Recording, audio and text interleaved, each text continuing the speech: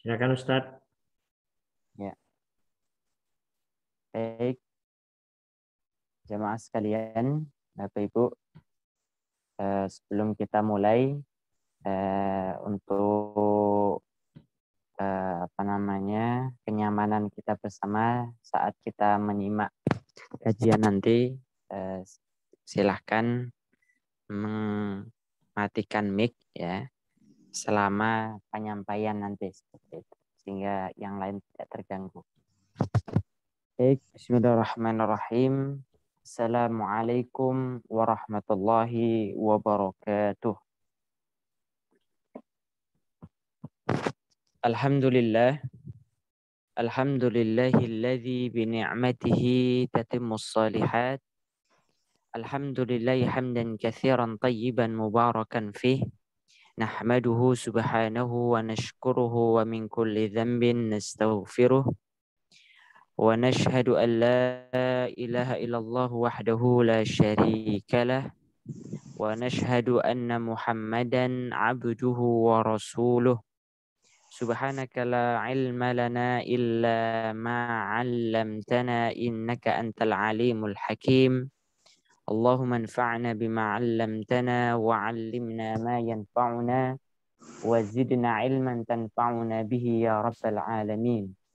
Allahumma ati nufusana taqwaha wa zakkiha wa anta khairu man zakkaha wa anta waliyuha wa maulaha ya rabbal alamin.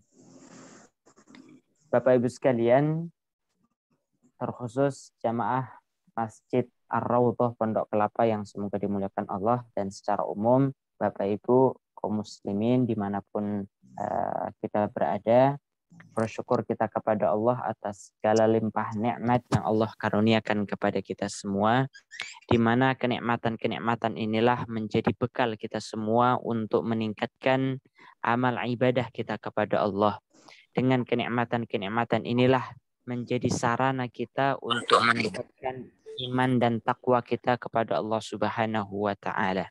Sehingga ketika kita pandai untuk memanfaatkan setiap nikmat Allah, baik nikmat sehat, waktu, umur, harta dan lain sebagainya, untuk ketaatan kepada Allah Subhanahu wa taala, maka kelak kita akan ditulis dan digolongkan oleh Allah Subhanahu wa taala dalam golongan hamba-hamba Allah yang bersyukur. Semoga hadirnya kita dalam kesempatan kali ini setelah melaksanakan sholat subuh, baik berjamaah ataupun di rumah, kemudian kita lanjutkan dengan kajian. Semoga setiap amal ibadah yang kita lakukan semuanya mendapatkan pahala dan keridhaan dari Allah Subhanahu wa taala. Baik, Bapak Ibu sekalian yang semoga dimuliakan Allah, insya Allah dalam kesempatan kali ini kita akan melanjutkan kajian kita dalam prinsip-prinsip Ahlus Sunnah wal Jamaah, di mana kita pada 3 pertemuan sebelumnya ataupun lebih dari itu, kita telah mengkaji tentang apa itu Ahlus Sunnah wal Jamaah, dan kita pada pertemuan yang terakhir telah mengkaji prinsip Ahlus Sunnah wal Jamaah yang ketiga. Maka dalam kesempatan kali ini kita akan memasuki ataupun membahas tema yang keempat ataupun prinsip Ahlus Sunnah wal Jamaah yang keempat, sebagaimana yang ada di dalam undangan, yaitu mengimani janji dan ancaman Allah Subhanahu wa taala, ya. Al-wa'du wal wa'id, beriman terhadap janji dan ancaman Allah Subhanahu wa taala. Ini menjadi prinsip keempat yang dipegang teguh oleh seluruh penganut Ahlus Sunnah wal Jamaah, yaitu kita semua. Baik, Bapak Ibu sekalian yang semoga dimuliakan Allah, mengapa kita harus membahas tema ini? Ya, karena Ahlus Sunnah wal Jamaah sebagaimana apa yang menjadi prinsipnya, dan ini telah ditulis oleh para ulama Ahlus Sunnah wal Jamaah dalam masalah akidah. Sekali lagi kita ingatkan bahwa ketika para Ahlus Sunnah wal Jamaah menuliskan prinsip-prinsip tentang Ahlus Sunnah wal Jamaah, maka ini ada kaitannya dengan penyimpangan-penyimpangan oleh kelompok-kelompok yang menyimpang dari Ahlus Sunnah wal Jamaah, seperti itu. Sehingga untuk menjaga akidah kita, menjaga tauhid kita, maka para ulama Ahlus Sunnah wal Jamaah memberikan satu pedoman, memberikan satu arahan agar kita berpegang pada prinsip-prinsip yang telah ditetapkan oleh Ahlus Sunnah wal Jamaah, sehingga dari itu kita bisa selamat daripada pemikiran-pemikiran yang menyimpang, seperti itu. Baik. Kerama betul lah. Kerama betul lah. Udah. Kerama betul lah. Baik, nonaktifkan dulu mic-nya Ibu. Iya udah Pak Ustaz. Ya, baik. Ibu-ibu sekalian, jadi menurut Ahlus Sunnah wal Jamaah, ya, menurut Ahlus Sunnah wal Jamaah ataupun Ahlus Sunnah wal Jamaah mengimani nas-nas ataupun dalil-dalil baik dari Al-Qur'an maupun As-Sunnah tentang al-wa'du wal wa'id, ya, al-wa'du wal wa'id, serta menggabungkan antara keduanya. Artinya tidak memisahkan antara satu dengan yang lainnya. Kemudian kita akan bertanya, apa itu makna daripada al-wa'du wal wa'id? Ya, maka kita jelaskan. Al-wa'du, ya, itu secara bahasa artinya adalah janji. Ya, al-wa'du itu artinya adalah janji. Apa makna daripada janji? Yaitu adalah dalil-dalil baik dari Al-Quran maupun hadis yang mengandung janji Allah Subhanahu wa Ta'ala kepada orang-orang yang beriman, taat di dalam menjalankan perintah-perintah Allah, ya, dengan ganjaran ataupun janji berupa pahala, ya, kemudian akan dimasukkan ke dalam surga Allah Subhanahu wa Ta'ala. Nah, ini adalah al-wa'du. Ya, al-wa'du artinya adalah janji Allah. Janji Allah kepada orang-orang beriman yang mereka taat, ya, mengerjakan perintah-perintah Allah, menjauhi larangan-larangannya, di mana Allah akan berjanji kepada mereka memberikan pahala dan akan memasukkan mereka ke dalam surganya. Nah, ini al-wa'du. Kemudian adapun al-wa'id itu artinya adalah makna secara simpelnya adalah, sederhananya adalah ancaman. Maknanya adalah ancaman Allah, ya, ancaman Allah kepada orang-orang kafir yang tidak mau beriman kepada Allah, ataupun orang-orang yang fasik yang mereka melanggar aturan-aturan Allah Subhanahu wa Ta'ala berupa siksaan dan ancaman berupa neraka dari Allah Subhanahu wa Ta'ala.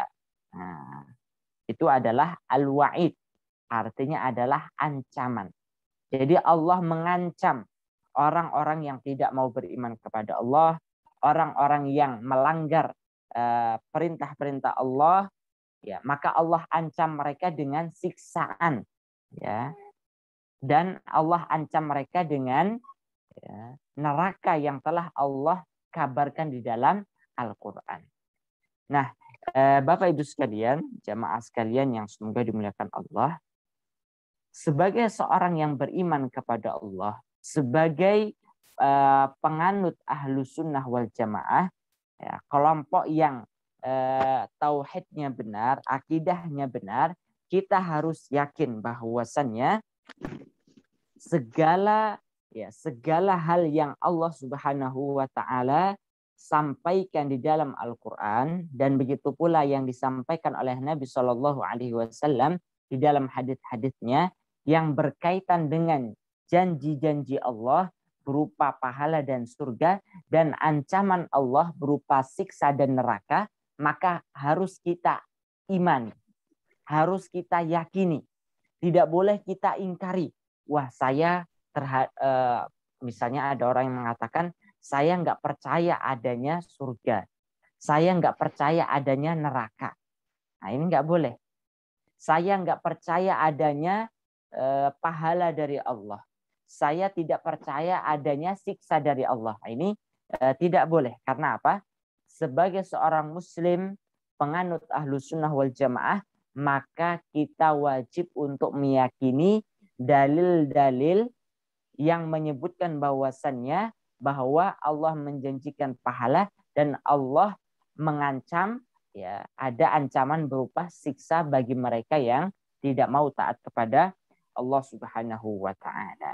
Nah, ini harus kita masukkan ke dalam keyakinan kita, Bapak Ibu sekalian, yang semoga dimuliakan Allah Subhanahu wa taala. Ya, dan kita sudah paham juga tadi apa itu yang makna daripada al-wa'du yang artinya adalah janji Allah dan al-wa'id yang artinya adalah ancaman Allah Subhanahu wa taala. Ya. Kemudian apa fungsi kita? Ya, apa fungsi kita mengimani janji dan ancaman Allah? Ya. Apa fungsi, ya, daripada kita mengimani bahwasanya Allah itu, ya, memiliki janji-janji yang telah disebutkan di dalam Al-Quran dan begitu pula ancaman yang Allah sebutkan dalam Al-Quran. Maka fungsinya adalah untuk janji-janji Allah berupa pahala, surga. Ini tujuannya adalah, fungsinya adalah untuk memotivasi kita semua agar semangat, ya, memotivasi kita, mendorong kita untuk beribadah, untuk beramal saleh di dalam keseharian kita. Ya. Ini fungsinya, tujuannya Allah memberikan memberitahukan kepada kita semua tentang ayat-ayat ataupun hadis-hadis yang berkaitan dengan janji-janjinya. Agar kita termotivasi, agar kita semangat di dalam mengerjakan setiap amal ibadah. Ya, contohnya sholat. Apa janji Allah bagi orang-orang yang sholat? Ya, banyak sekali akan kita temukan. Apa janji-janji Allah terhadap mereka yang mengerjakan puasa, mengamalkan zakat, dan mengamalkan amalan-amalan yang lainnya. Itu semuanya ada. Nah, dengan janji-janji itu kita termotivasi. Kita mendapat semangat. Sehingga amal ibadah kita yang mulanya semangat, tambah semangat lagi. Seperti itu. Ini adalah fungsi daripada janji-janji Allah. Sebaliknya, apa fungsi daripada ancaman Allah? Atau istilahnya adalah al-wa'id. Ancaman Allah. Yaitu adalah agar kita, ya, sebagai, ya, seorang hamba itu menjadi peringatan, ya. Jadi tujuan daripada ancaman Allah kepada orang-orang beriman ataupun manusia secara umum, mengapa Allah mengancam manusia secara umum? Misalnya contoh bagi mereka yang tidak mau beriman kepada Allah, Allah ancam dengan neraka. Allah ancam dengan siksaan. Bagi mereka yang tidak mau menjalankan perintah Allah, padahal statusnya adalah dia sebagai seorang muslim, maka mereka akan dimasukkan ke dalam neraka. Ya, mereka akan mendapatkan siksa yang pedih. Tujuannya adalah apa? Tujuannya untuk memberikan peringatan, ya, memberikan peringatan, ya, kepada mereka agar mereka meninggalkan apa yang menjadi larangan-larangan Allah Subhanahu wa taala dan mengerjakan apa yang menjadi perintah-perintah Allah. Itu adalah fungsi Allah memberikan informasi terkait dengan janji dan ancamannya. Seperti itu. Baik, Bapak Ibu sekalian yang semoga dimuliakan Allah Subhanahu wa taala. Jadi inilah prinsip keempat yang dipegang oleh ahlu sunnah wal jamaah, ya, dan kita bersama-sama harus memegangnya. Artinya adalah kalau kita tidak memegang prinsip ini, ya bisa jadi keimanan kita akan rusak, keimanan kita akan cacat.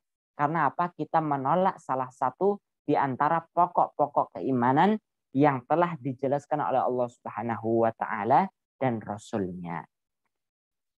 Jadi, ya, Bapak Ibu sekalian, kalau kita melihat ada sebagian kelompok yang akidahnya itu cacat, yang akidahnya itu menyimpang dikarenakan mereka menyelisihi ahlu sunnah wal jamaah dalam poin ini. Artinya adalah mereka mengambil satu bagian dan membuang sebagian yang lainnya. Sebagai contoh, kita sebutkan salah satu kelompok yang menyimpang dalam masalah ini, yaitu adalah kelompok Mu'tazilah dan Khawarij. Ya, kelompok siapa Bapak Ibu sekalian? Mu'tazilah dan Khawarij. Ya. Mengapa kelompok Mu'tazilah dan Khawarij ini tergolong sebagai kelompok yang menyimpang dalam masalah poin ini, poin mengingkari janji dan ancaman Allah, ya, dikarenakan kelompok Mu'tazilah dan Khawarij ini mereka lebih condong terhadap ancaman-ancaman Allah saja. Ya. Jadi kalau tadi prinsip Ahlus Sunnah wal Jamaah adalah mengimani janji dan ancaman Allah. Dua-duanya diambil. Ya. Tidak tebang pilih. Tidak hanya memilih salah satunya saja. Ini Ahlus Sunnah wal Jamaah. Sedangkan yang dilakukan oleh kelompok Mu'tazilah dan Khawarij ini adalah kelompok-kelompok yang masa lalu. Ya, meskipun bisa jadi pemikiran mereka masih ada sampai sekarang. Apa yang dilakukan oleh kelompok Mu'tazilah dan Khawarij yaitu adalah mereka meyakini bahwasannya orang-orang yang berbuat dosa besar, maka mereka akan secara otomatis menjadi penduduk neraka, kekal selama-lamanya. Ya. Dikarenakan apa? Mereka condong mengambil ayat-ayat yang berkaitan dengan ancaman-ancaman Allah. Artinya adalah, arti mudahnya seperti ini. Kalau ada seorang pezina atau seorang koruptor, ya, kemudian dia hingga akhir hayatnya tidak mau bertaubat kepada Allah, maka menurut kelompok Khawarij, ya, dan Mu'tazilah itu mereka meyakini bahwasannya kelak di akhirat nanti orang pelaku dosa besar ini akan kekal selama-lamanya di neraka. Seperti itu. Ya. Hal ini dikarenakan mereka membuang daripada janji-janji Allah Subhanahu wa taala terkait dengan rahmat Allah, ampunan Allah. Nah, ini mereka tidak ambil. Yang diambil hanyalah ancaman-ancaman saja. Seperti itu. Ya, meskipun ada yang membedakan. Kalau Mu'tazilah itu menghukumi para pelaku dosa besar di dunia, itu mereka adalah fasik. Ya. Sedangkan Khawarij menghukumi pelaku dosa besar di dunia itu menjadi orang kafir. Namun kedua-duanya sepakat pelaku dosa besar di akhirat nanti mereka menjadi penduduk neraka kekal selama-lamanya. Seperti itu. Itu yang membedakan antara Mu'tazilah dan Khawarij. Kalau tentang status di akhirat mereka sepakat. Ya. Adapun status di dunia, Mu'tazilah menghukumi pelaku dosa besar itu sebagai orang fasik, sedangkan Khawarij menghukumi sebagai orang kafir. Seperti itu. Inilah kelompok yang menyimpang yang pertama dalam masalah poin janji dan ancaman Allah Subhanahu wa taala. Ya, sehingga mereka ekstrim dalam masalah ini. Adapun kelompok yang kedua, Bapak Ibu sekalian, yang mereka menyimpang dari akidah Ahlussunnah wal Jamaah dikarenakan menyelisihi dalam masalah poin ini, mengimani janji dan ancaman Allah, yaitu kelompok yang kedua adalah kelompok Murji'ah. Ya, kelompok apa namanya Bapak Ibu sekalian? Kelompok Murji'ah.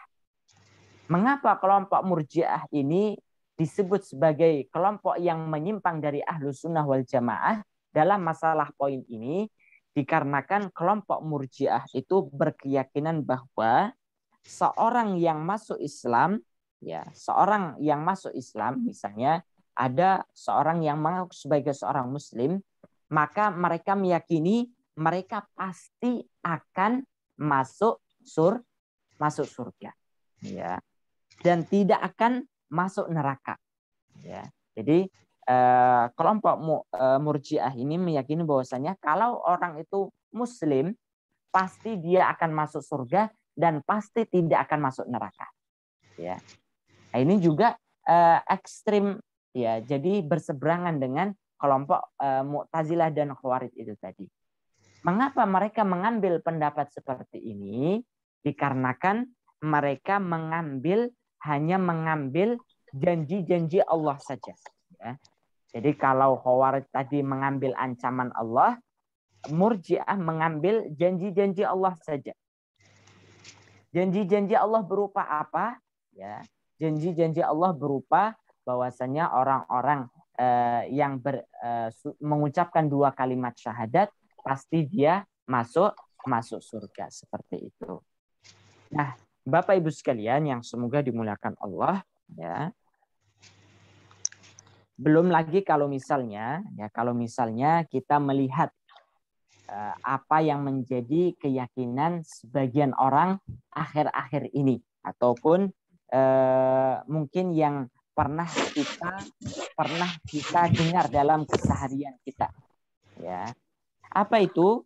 Ya, yaitu kelompok-kelompok, ya, kalau kita bisa katakan kelompok-kelompok sufi yang ekstrim, di mana mereka punya satu keyakinan, saya itu beribadah itu tidak mau berdasarkan motivasi surga atau motivasi takut dengan neraka. Pernah nggak mendengar ucapan ini, ucapan seperti ini, Bapak Ibu sekalian? Ya. Jadi saya itu ketika beribadah bukan untuk motivasi mendapatkan surga Allah, pahala dari Allah, dan juga karena motivasi takut ancaman Allah.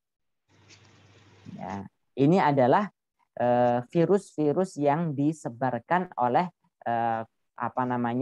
penganut sufi ekstrim. Jadi kalau saya beribadah itu ya karena Allah, cinta Allah, seperti itu. Saya tidak mengharap pahala dari Allah, dan saya juga tidak takut karena siksa Allah Subhanahu wa taala. Yang penting adalah cinta saja. Seperti itu. Ini mungkin kita pernah mendengar syair daripada Abu Nawas, ya. Kita yang sering kita dengar seperti itu, ya.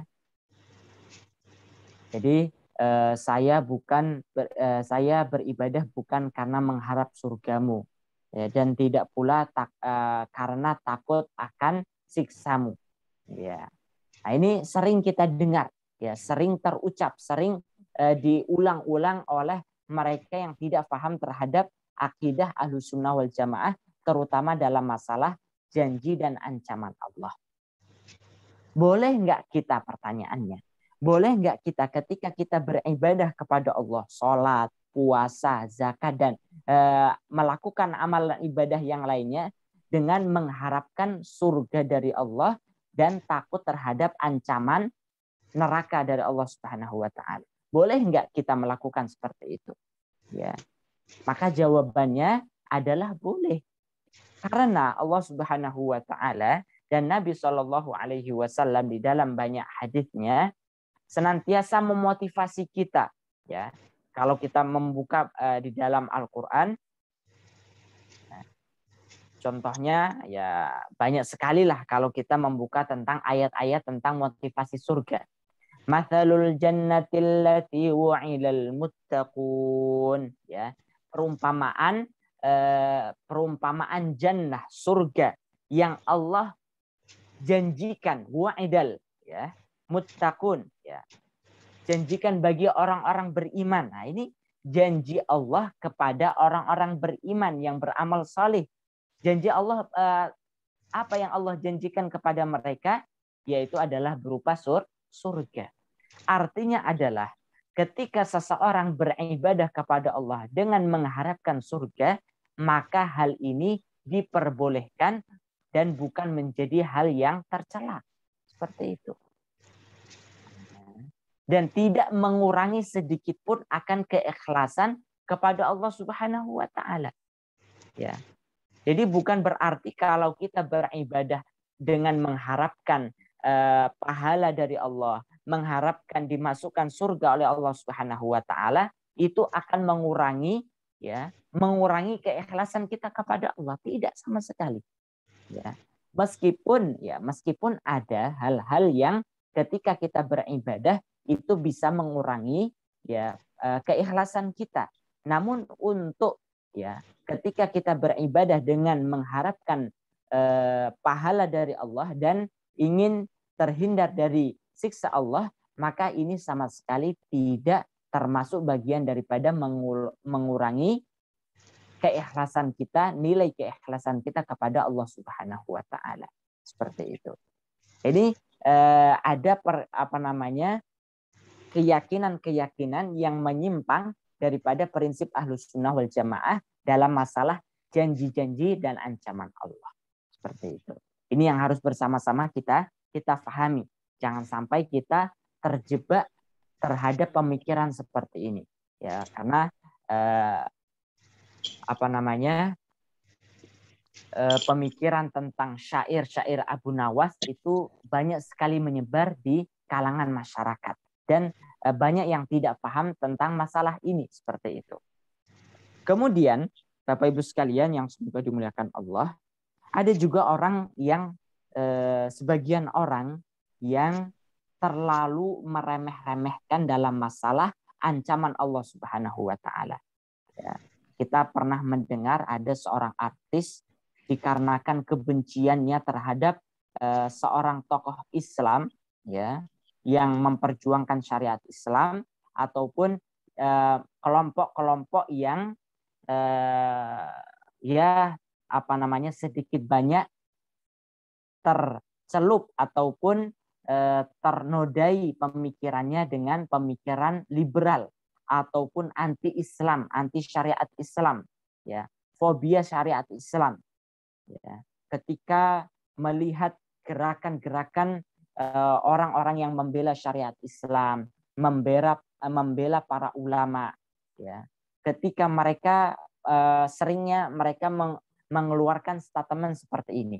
Kalau nanti di surga kelompok-kelompok yang seperti ini, yang tidak sesuai dengan selera mereka, yang pemikirannya berseberangan dengan mereka, sekiranya nanti di surga nanti mereka ini, kelompok-kelompok ini ada di dalam surga, saya rela untuk ada di dalam neraka. Coba itu. Nah, ini banyak sekali kita dengar orang-orang yang mengeluarkan perkataan seperti ini. Seolah-olah dia berani menantang ancaman Allah berupa neraka. Ya.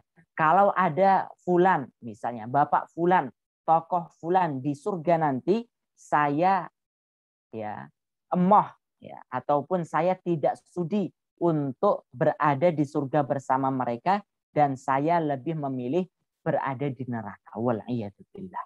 Ini adalah satu pemikiran yang sangat menyimpang, yang menantang akan ancaman Allah Subhanahu wa taala. Ya. Boleh jadi mereka nanti seorang yang berani menantang Allah dengan tadi menantang akan ancaman Allah, merasa bahwasanya siksa Allah di neraka itu sebagaimana mereka belum pernah merasakan siksa Allah. Seperti itu. Ya. Kalau orang yang seperti ini, cobalah dibakar dengan api di dunia saja dulu. Barang semenit sajalah. Ya. Mereka tahan nggak? Gitu ya. Mereka tahan nggak dibakar di dunia? Kalau misalnya mereka tahan semenit sejam dibakar di dunia, barulah mereka bisa melanjutkan pernyataan mereka seperti itu. Ya. Padahal ya, siksa api di neraka itu jauh berlipat-lipat daripada ya, panasnya api di dunia. Seperti itu. Baik. Bapak Ibu sekalian yang semoga dimuliakan Allah Subhanahu wa taala, inilah gambaran ya. Inilah gambaran mengapa Ahlussunnah wal Jamaah menetapkan prinsip yang keempat, yaitu prinsip mengimani janji dan ancaman Allah Subhanahu wa taala yang tertuang dalam nas-nas. Apa sih nas-nas itu, Ustadz? Nas-nas itu adalah dalil-dalil baik yang terdapat dalam Al-Quran maupun hadits-hadits Nabi Shallallahu Alaihi Wasallam yang berbicara tentang janji-janji dan ancaman-ancaman Allah. Janji-janji tentang pahala, surga, ancaman tentang siksa dan neraka Allah Subhanahu wa taala. Kita harus imani itu, bahwasannya Allah memberikan janji-janjinya dan Allah menginformasikan tentang ancaman-ancamannya. Setelah kita mengimani adanya janji-janji Allah bagi orang-orang beriman dan ancaman Allah bagi orang kafir dan fasik, maka sebagai seorang muslim juga yang menganut paham Ahlussunnah wal Jamaah, yang menginginkan akidahnya selamat, maka kita harus mengambil kedua-duanya. Tidak boleh salah satunya saja. Saya hanya condong terhadap ancaman-ancaman Allah saja. Saya mengimani ancaman-ancaman Allah saja.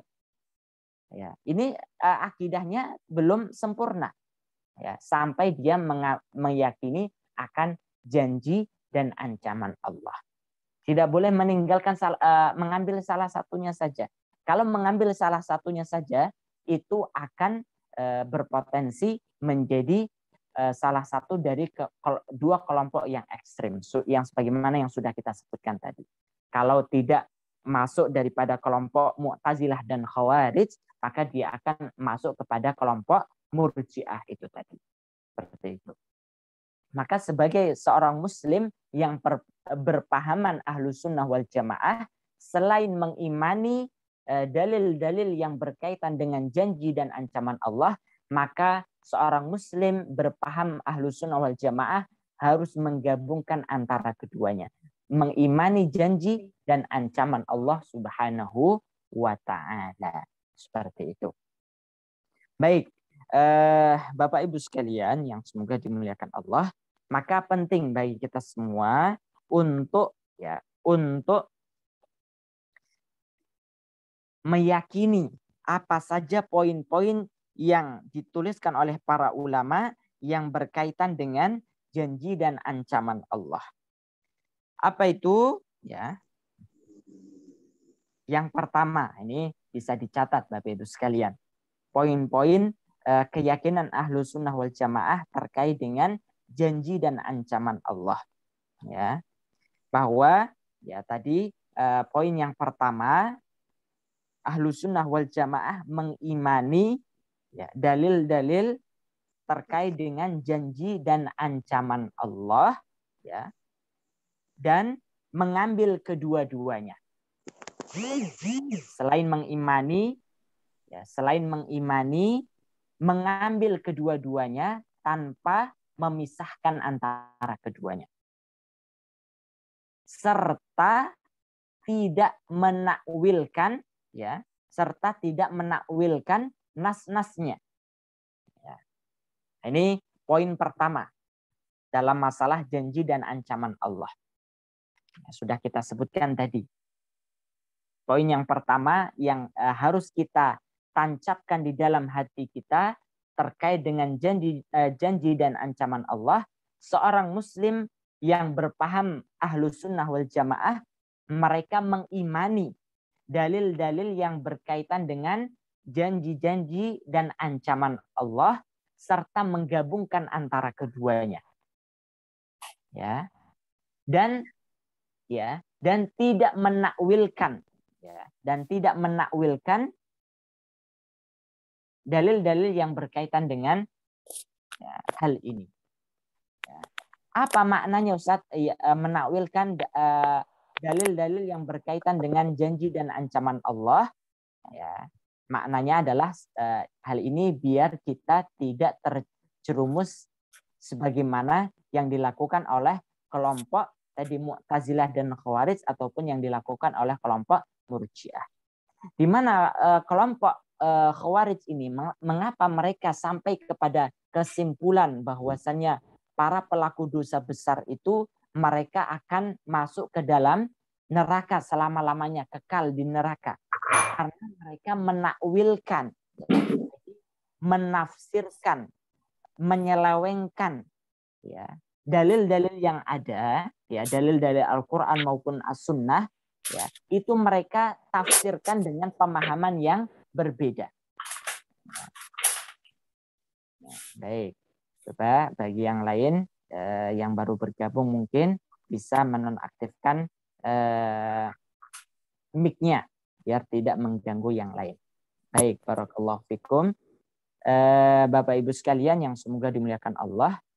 Jadi kelompok yang menyimpang itu dalam masalah ini mereka mengambil dalil-dalil dari Al-Quran maupun As-Sunnah juga. Namun mengapa mereka sampai kepada kesimpulan yang salah? Karena mereka menakwilkan, mensalah tafsirkan ayat-ayat yang berkaitan dengan ini maupun hadis-hadis yang berkaitan dengan hal ini. Ya, contohnya adalah misalnya Murji'ah. Ya, Murji'ah itu ya, menurut mereka ayat-ayat tentang neraka, ya, ayat-ayat tentang ancaman-ancaman itu hanya ditujukan kepada orang-orang kafir dan musyrik saja, bukan untuk orang-orang beriman. Ya. Jadi kelompok Murji'ah itu tadi yang dominan mengambil janji-janji Allah saja, ya. Jadi terhadap dalil-dalil yang berkaitan dengan ancaman, misalnya ancaman bagi pelaku kesyirikan, ya, pelaku kesyirikan itu mereka meyakini bahwasannya dalil-dalil itu hanya berlaku untuk orang-orang kafir saja dan orang-orang musyrik, tidak berlaku untuk orang-orang beriman. Nah, ini mentakwilkan, ya, menafsirkan satu ayat atau satu hadis berdasarkan ya keinginan mereka sendiri, seperti itu. Begitu pula sebaliknya Khawarij ketika memahami dalil-dalil baik dari Al-Quran maupun As-Sunnah terkait dengan ancaman-ancaman Allah, ya mereka meyakini ataupun menafsirkan bahwasannya ancaman-ancaman Allah itu sangat jelas, ya, sangat jelas sehingga ya kalau ada orang yang melakukan perbuatan dosa besar maka pasti mereka kekal di dalam neraka. Seperti itu. Nah, ini Bapak Ibu sekalian yang semoga dimuliakan Allah, ya. Sebelum saya lanjutkan, Pak Rizal, apa suara saya ada gangguan? Jelas Ustadz. Jelas ya, baik. Kalau ada gangguan bisa disampaikan terkait dengan gangguan sinyal. Baik, Bapak Ibu sekalian yang semoga dimuliakan Allah, ya. Maka kaidah yang pertama yang dituliskan oleh Ahlus Sunnah wal Jamaah dalam masalah janji dan ancaman Allah adalah tadi poin yang pertama, kita harus mengimani, kemudian menggabungkan antara keduanya, menggabungkan antara janji dan ancaman Allah, serta tidak menakwilkan, menafsirkan ayat-ayat ataupun hadis-hadis yang berkaitan dengan janji dan ancaman Allah sesuai dengan nafsu kita. Kita tidak boleh, ya. Harus kita tafsirkan ayat-ayat, nas-nas sesuai dengan perkataan para ulama. Seperti itu. Baik, poin yang kedua, Bapak Ibu sekalian yang semoga dimuliakan Allah, Ahlus Sunnah wal Jamaah meyakini bahwasannya tidak ada seseorang pun yang mengetahui tentang akhir dari kehidupan seorang hamba. Ya.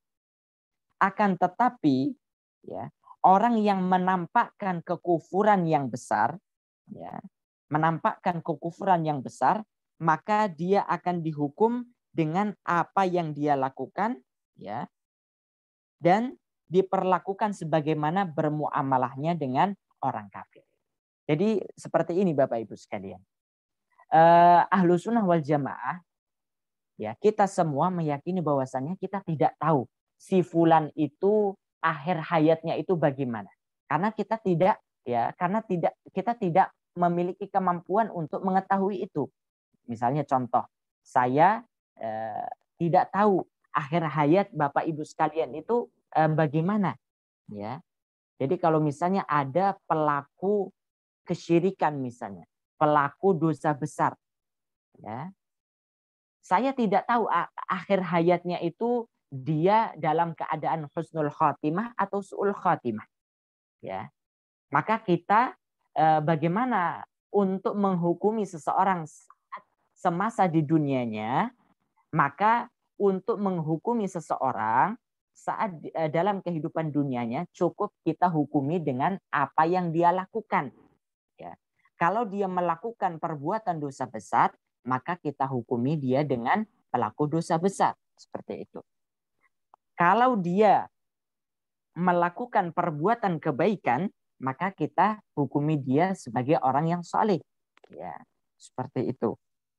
Maka dari sini, ya, dari sini Bapak Ibu sekalian yang semoga dimuliakan Allah, kita, ya, kalau misalnya mendapati pelaku dosa besar ataupun pelaku kekufuran misalnya, kemudian kita berstatement seperti ini, ya, ada orang yang mengatakan terhadap kamu jangan memvonis orang sebagai orang yang kafir misalnya, ya, kan kamu tidak tahu akhir hayatnya bagaimana, jangan sok suci misalnya, jangan sok merasa memvonis akhir hayat seseorang, ya. Jadi kalau ada orang yang suka orang munafik lah, ya, suka mencela syariat Islam dan sebagainya, ya.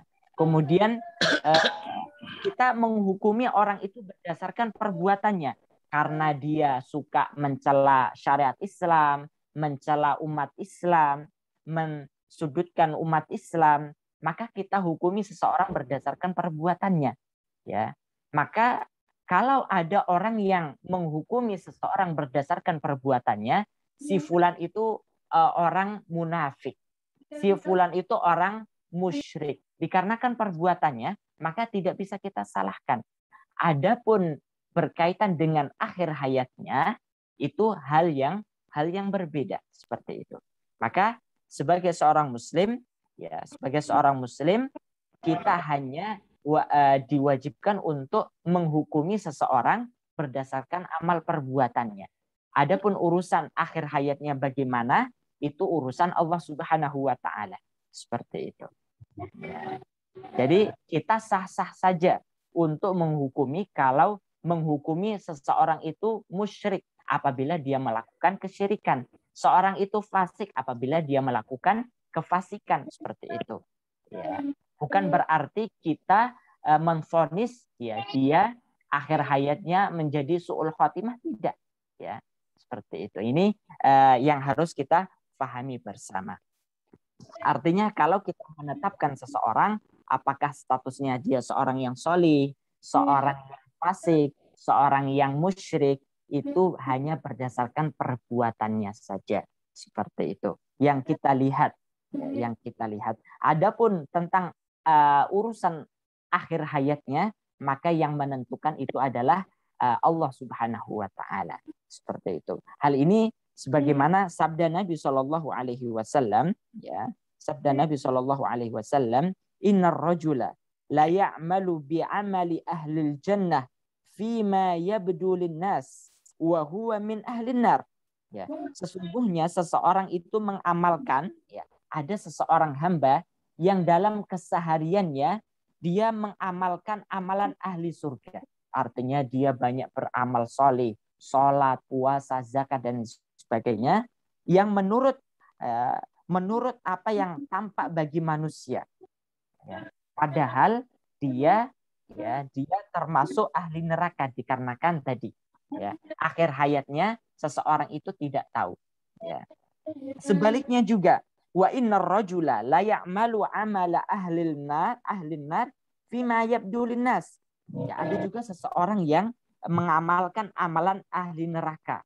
Dia mencuri, berzina, korupsi dan lain sebagainya, zalim dan lain sebagainya yang sesuai dengan penglihatan manusia, penilaian manusia, namun padahal dia termasuk ahli surga. Seperti itu.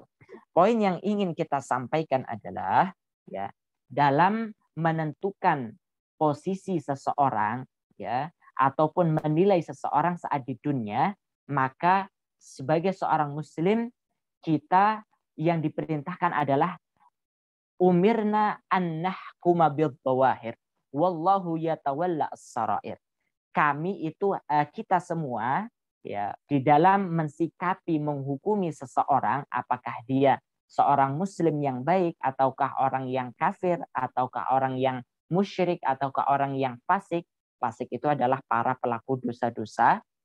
Itu kita hanya bisa menilainya secara zahir saja. Ya. Kalau seorang itu taat kepada Allah, ya, maka kita hukumi dia sebagai orang yang saleh. Kalau seseorang itu tidak pernah berbuat ketaatan kepada Allah, maka kita hukumi dia orang yang fasik. Kalau kita lihat dia sebagai orang yang melakukan kesyirikan, maka kita hukumi dia sebagai orang yang musyrik. Adapun urusan di akhir hayatnya dia taubat atau bagaimana, ya itu urusannya dengan Allah Subhanahu wa ta'ala. Nah, ini ada kaitannya dengan janji dan ancaman Allah Subhanahu wa ta'ala. Baik, itu poin yang kedua. Adapun poin yang ketiga, Bapak Ibu sekalian yang semoga dimuliakan Allah, Ahlus Sunnah wal Jamaah tidak memastikan seorang pun bahwa mereka sebagai ahli surga atau ahli neraka kecuali yang sudah ditetapkan oleh Allah Subhanahu wa ta'ala dan ditetapkan oleh Rasulullah Shallallahu Alaihi Wasallam. Ya, jadi seseorang kita itu tidak bisa memastikan. Contohnya ibu Aminah misalnya, atau ibu yang lainnya misalnya. Ini ibu itu pasti ya karena seorang Muslim pasti menjadi ahli surga, penduduk surga. Ya nggak boleh ya.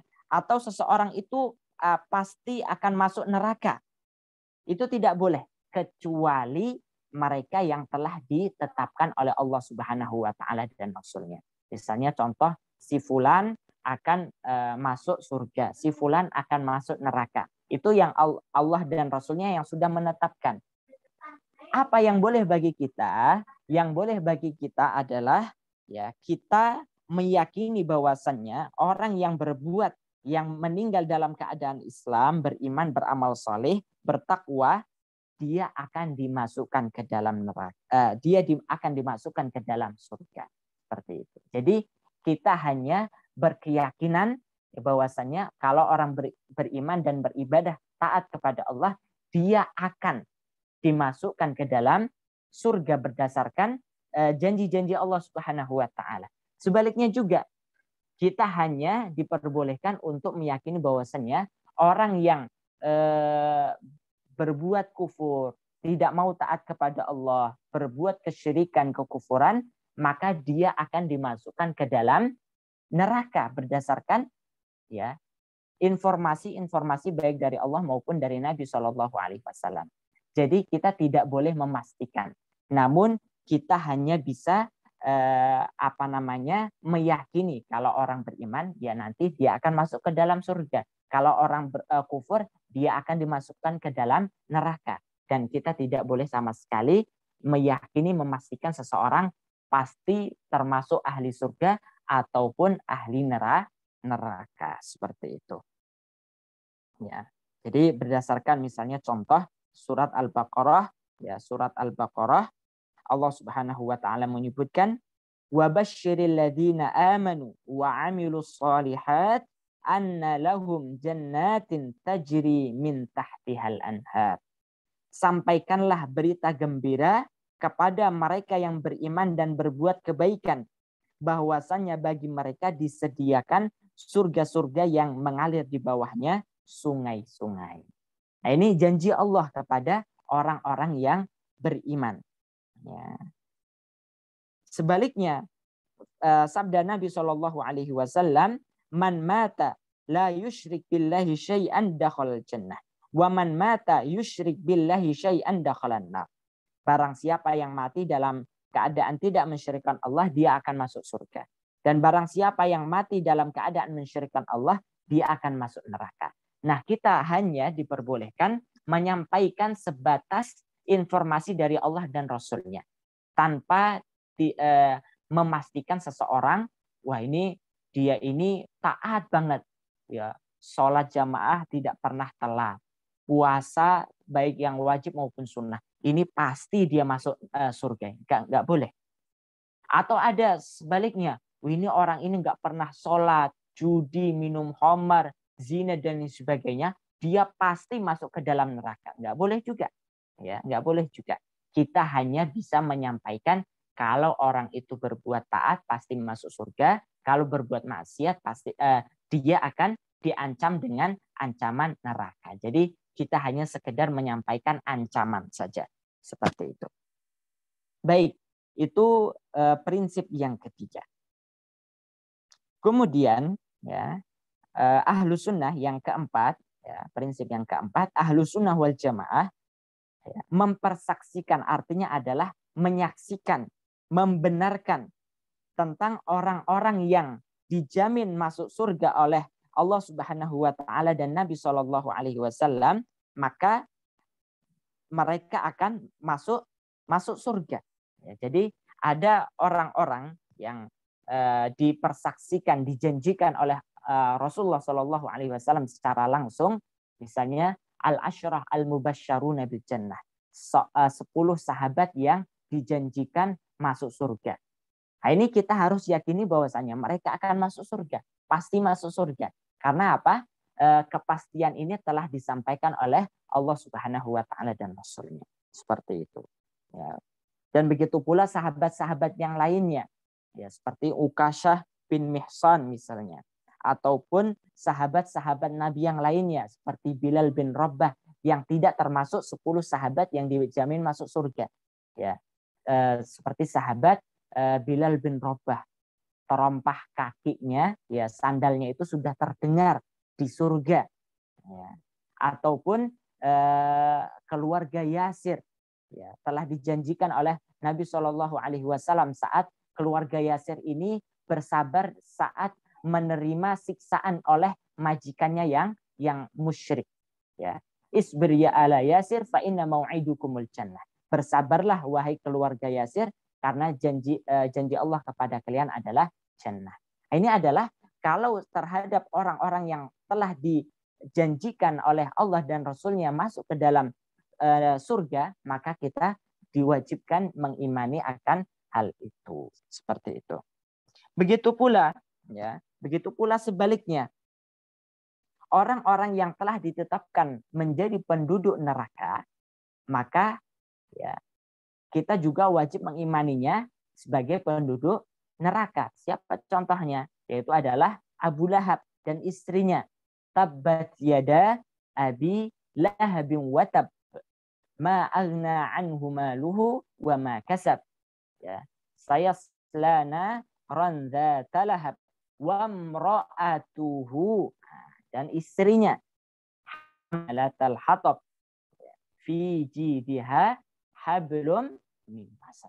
Ini orang yang Allah sudah vonis menjadi penduduk neraka. Maka orang-orang yang sudah Allah pastikan menjadi penduduk neraka, maka boleh kita untuk memastikannya dia menjadi penduduk neraka. Seperti itu. Ya.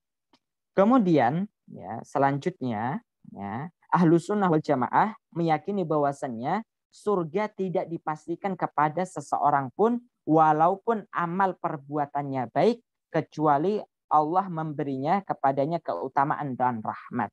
Ya, maka dia akan dimasukkan ke dalam surga dengan sebab rahmat Allah Subhanahu wa taala. Ya, jadi prinsip yang berikutnya yang harus kita pahami, kalau terhadap orang-orang yang beriman, amalnya baik, ya, dan lain sebagainya, ya, meskipun amalannya baik dan lain sebagainya, sebagaimana yang sudah kita jelaskan tadi, kita tetap tidak diperbolehkan meyakini bahwasannya surga itu pasti untuk mereka. Karena apa?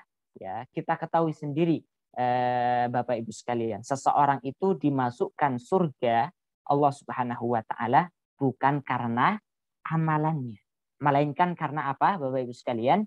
Karena rahmat Allah Subhanahu wa taala, ya.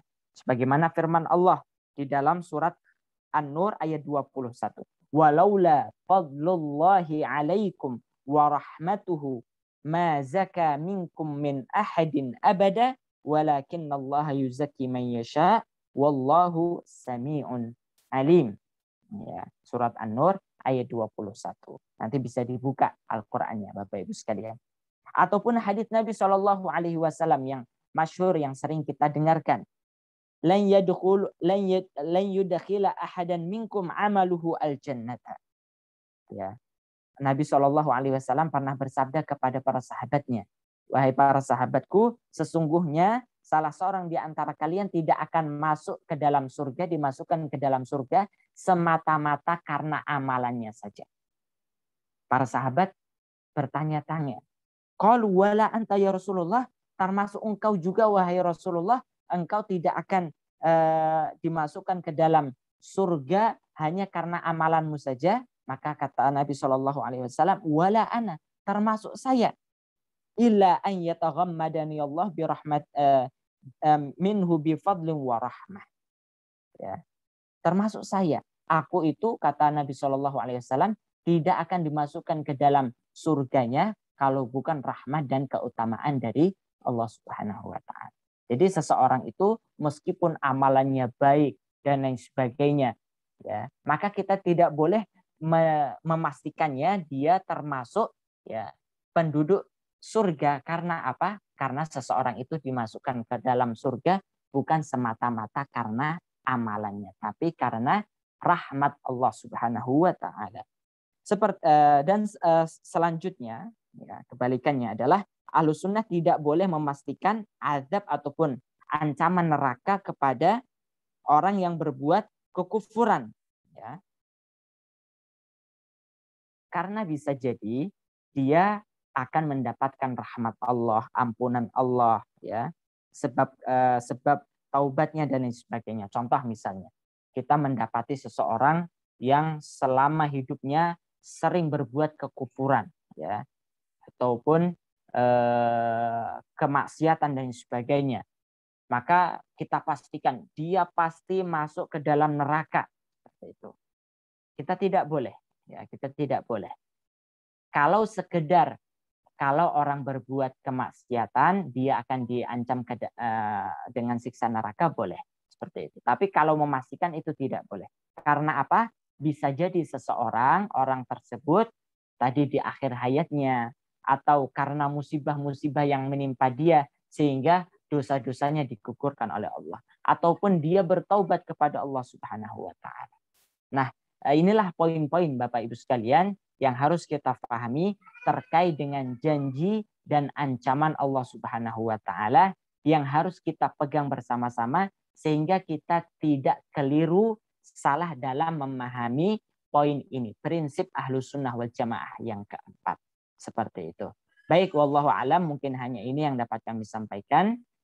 Lebih dan kurangnya kami mohon maaf. Selanjutnya bagi Bapak Ibu sekalian yang ingin bertanya, mungkin ada yang belum dipahami terkait dengan materi kami, bisa ditanyakan. Wallahu a'lam. Bagi jamaah yang ingin bertanya, dipersilakan untuk meng-unmute dirinya sendiri.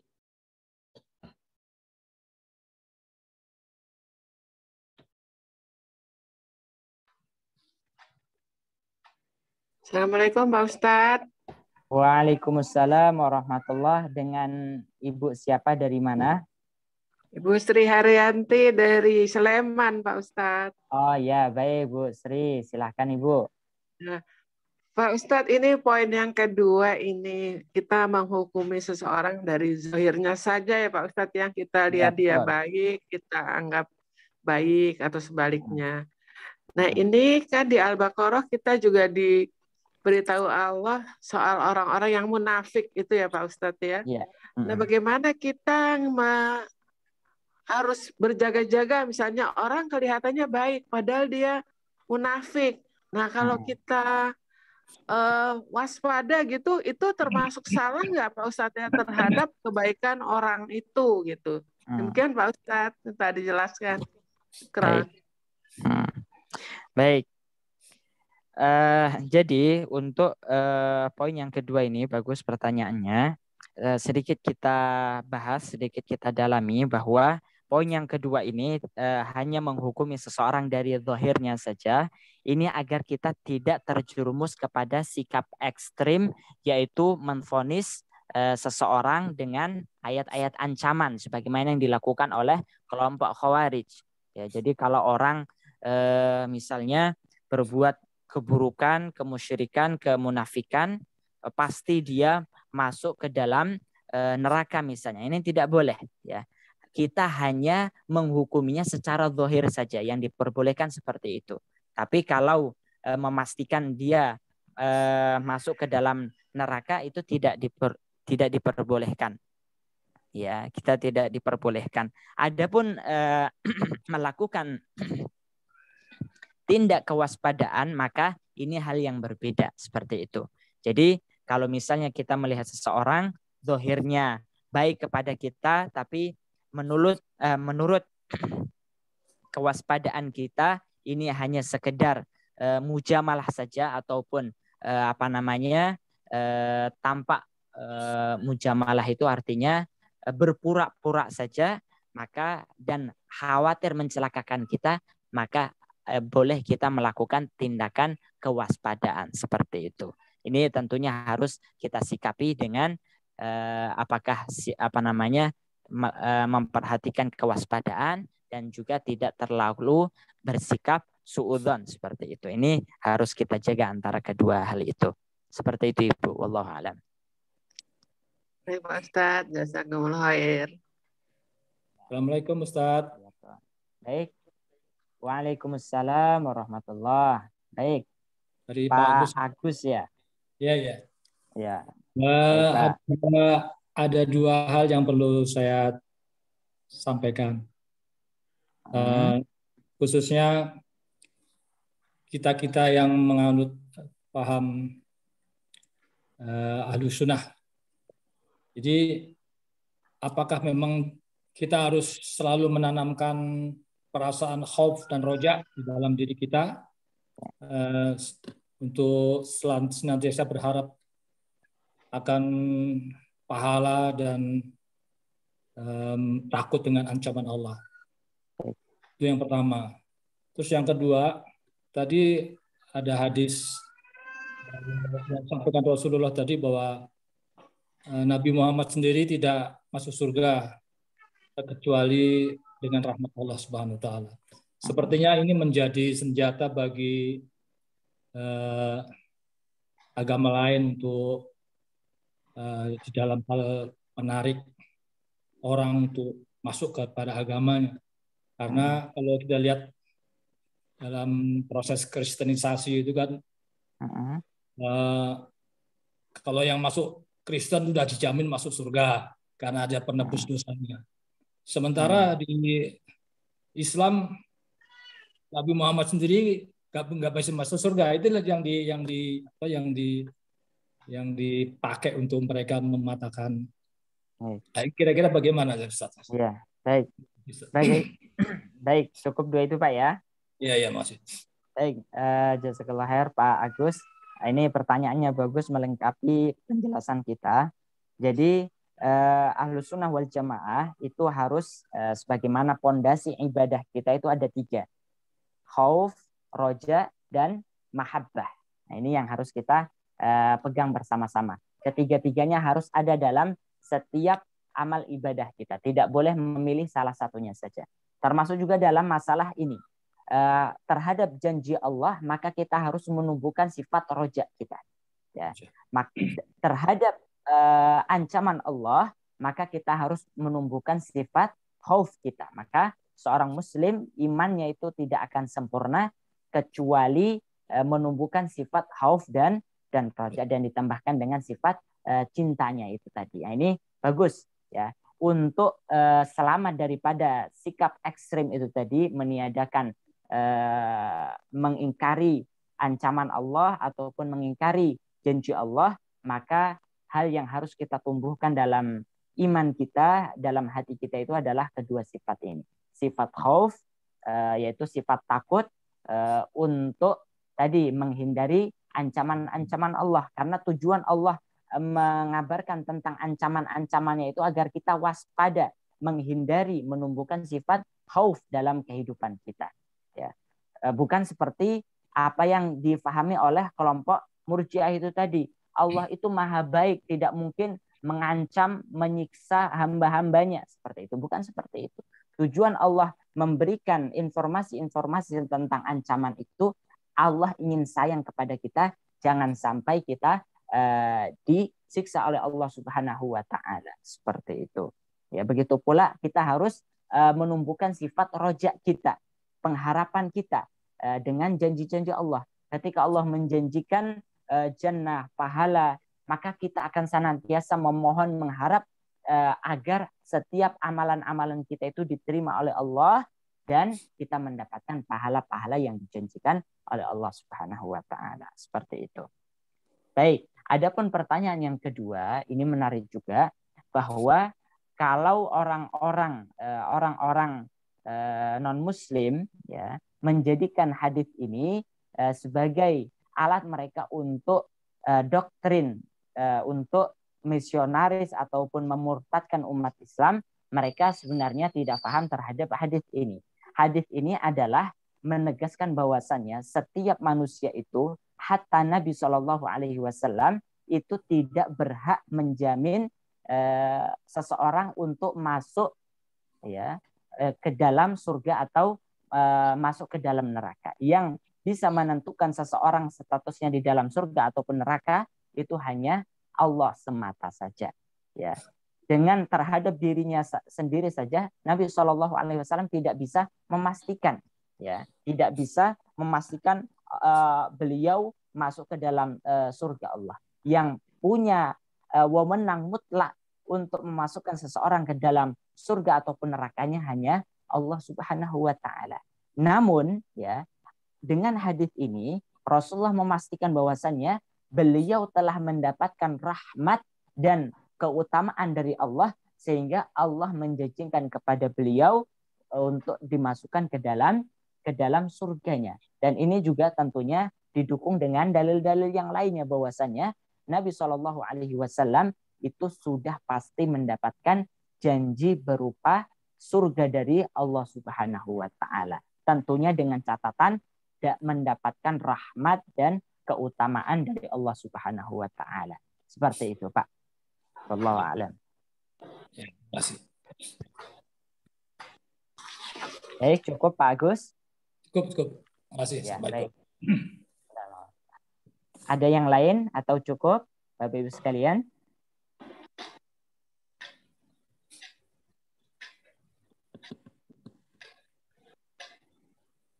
Baik, kalau cukup Pak Rizal, saya minta tolong yang poster CPU itu tadi bisa tampilkan di screen, Pak. Bentar Ustadz ya. Baik. Ustadz. Baik, Bapak Ibu sekalian yang semoga dimuliakan Allah, karena sudah jam 6:30, jadi kita ingin ringkaskan. Alhamdulillah kita sudah menyimak kajian tentang prinsip-prinsip Ahlussunnah wal Jamaah bagian keempat, yaitu mengimani janji dan ancaman Allah. Semoga dengan kita memahami hal ini, keimanan kita kepada Allah Subhanahu wa Ta'ala semakin kuat, keyakinan kita, akidah kita senantiasa terjaga dari segala bentuk penyimpangan-penyimpangan seperti itu. Ya, baik. Mohon satunya lagi Pak, yang poster yang satunya lagi yang flyer itu. Yang mana ya Ustaz ya? Yang tadi malam, yang saya share tadi malam, yang poster. Bentar ya Ustaz. Baik, Bapak Ibu sekalian, sambil dipersiapkan, jadi saya diamanahi oleh teman-teman menjadi ketua dari satu yayasan dakwah, lembaga dakwah dan ikatan dai bernama Himayah Foundation, yaitu satu lembaga dakwah yang fokus berkhidmat kepada umat dalam masalah tugas-tugas dakwah. Di mana program kita itu adalah pengiriman dai ke pedalaman dan lain sebagainya. Maka kami ingin menawarkan kepada Bapak Ibu sekalian untuk bergabung dalam satu program yang sangat menarik, yaitu SIP Yuk. Ya, apa itu SIP Yuk? SIP itu singkatan dari semangat infak pagi. Ya, semangat infak pagi, yaitu gerakan yang bersemangat untuk mendermakan, menyisihkan sebagian hartanya minimal sehari sekali. Karena berdasarkan sabda Nabi Shallallahu Alaihi Wasallam, "Ma min yaumin yusbihul ibadu fihi illa malakani yanzilani fayaqulu ahaduhuma Allahumma ati munfiqan khalafan wa qala al-akhar Allahumma ati mumsikan talafan." Jadi setiap pagi itu Bapak Ibu sekalian ada dua malaikat yang akan turun untuk mendoakan hamba-hambanya. Malaikat yang pertama berdoa, ya Allah berikanlah ganti pahala, ganti, baik ganti secara materi maupun ganti secara pahala bagi orang-orang yang berinfak.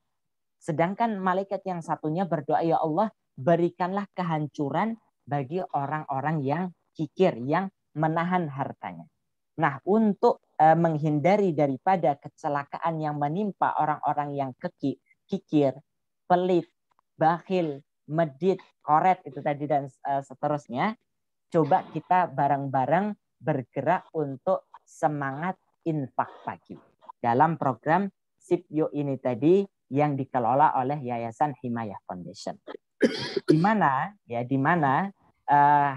kalau Bapak Ibu sekalian ikut dalam program ini, itu nanti caranya bisa dua, yaitu kita bagikan kota infak, nanti bisa mendaftar lewat kami. Siapa yang ingin ikut dalam program ini, kita akan data, kemudian kita akan berikan kota infak seperti itu. Tujuan daripada kota infak ini adalah untuk tadi kita dalam setiap hari akan menyisihkan sebagian harta kita, mengajari anak-anak kita, istri kita, suami kita untuk berinfak agar terhindar daripada kecelakaan yang menimpa orang-orang yang kikir itu tadi. Atau kalau misalnya tidak ingin ribet, misalnya ya udah Ustaz, saya transfer saja, bisa juga. Ada pilihannya. Nah, kalau Bapak Ibu sekalian mengikuti program SIP Yuk ini tadi, maka setidaknya akan mendapatkan 5 manfaat. Ya, Bapak Ibu sekalian bisa melihat di screen-nya. Manfaat yang pertama, kita akan gabungkan di dalam satu grup ataupun sifatnya broadcast, yaitu kiriman-kiriman tentang nasihat-nasihat dakwah yang sifatnya harian, ya, per 2 hari sekali, tentang tulisan-tulisan singkat, ya, nasihat-nasihat Islam. Ini tujuannya untuk saling menasihati kita seperti itu. Kemudian yang kedua adalah kajian online bersama Dai Himayah Foundation.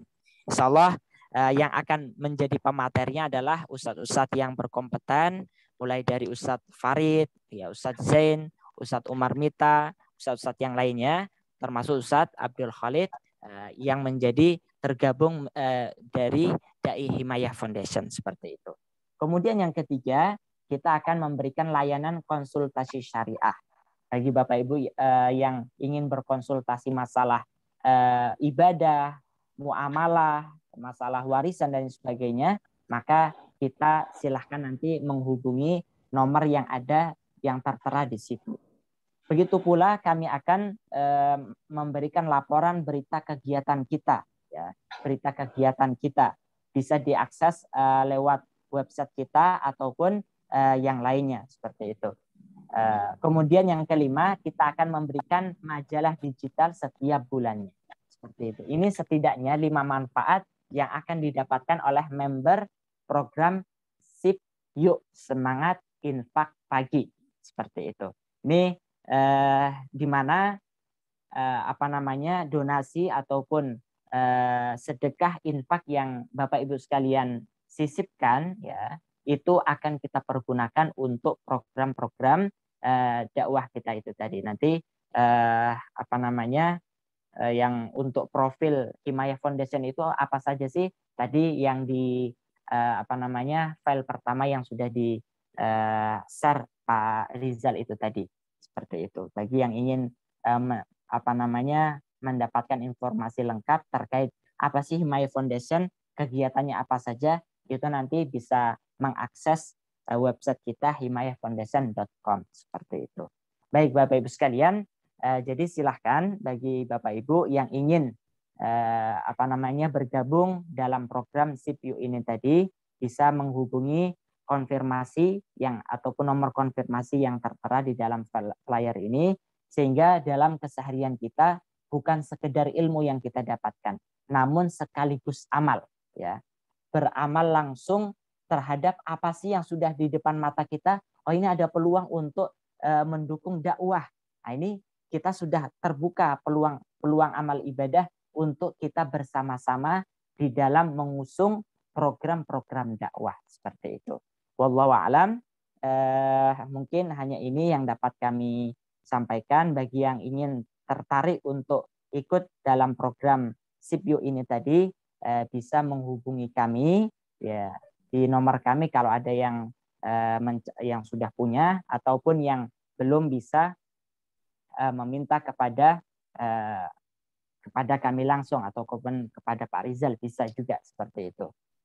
Seperti itu Bapak Ibu sekalian yang bisa kami sampaikan. Wallahu a'lam. Sebelum kami akhiri, mungkin ada yang terakhir yang ingin ditanyakan, kami persilahkan. Ustadz, ini sepertinya ada pertanyaan Ustadz. Iya, silakan. Yang belum kita jawab di kolom chat. Oh enggak ada Ustadz. Ada ya. Baik. Cukup? Saya rasa cukup Ustadz. Udah. Ya, baik. Nggak ada pertanyaan lagi. Ya, alhamdulillah Bu Eka sudah bersedia untuk bergabung di program SIP Yuk itu tadi. Semoga Bapak Ibu sekalian yang berkenan untuk bergabung maka bisa menghubungi saya secara langsung. Seperti itu, wallahu a'lam. Mungkin hanya ini saja yang dapat kami sampaikan. Lebih dan kurangnya kami mohon maaf. Kita akhiri kajian kita dengan bacaan doa kafaratul majlis. Subhanakallahumma wa bihamdika asyhadu an la ilaha illa anta astaghfiruka wa atubu ilaik. Aqulu qawli hadza wa astaghfirullah li wa lakum. Assalamualaikum warahmatullahi wabarakatuh. Waalaikumsalam warahmatullahi wabarakatuh. Jazakallah Ustaz. Ustaz. Ya, sama-sama Ibu.